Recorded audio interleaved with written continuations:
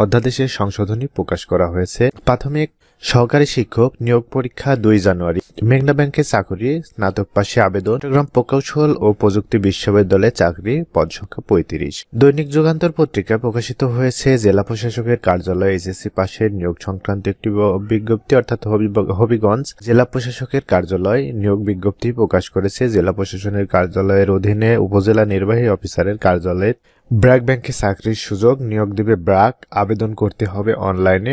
Cyber defence সেক্টরে ব্র্যাক নিয়োগ দিচ্ছে, সেই নিয়োগে আবেদনের জন্য অনলাইনে আবেদন করতে হবে। আল আরাফা ইসলামী ব্যাংকে চাকরির সুযোগ, সীমান্ত ব্যাংকে 43 বছরেও চাকরির সুযোগ। এছাড়াও বাংলাদেশ নৌবাহিনীতে একটি নিয়োগ বিজ্ঞপ্তি প্রকাশিত হয়েছে।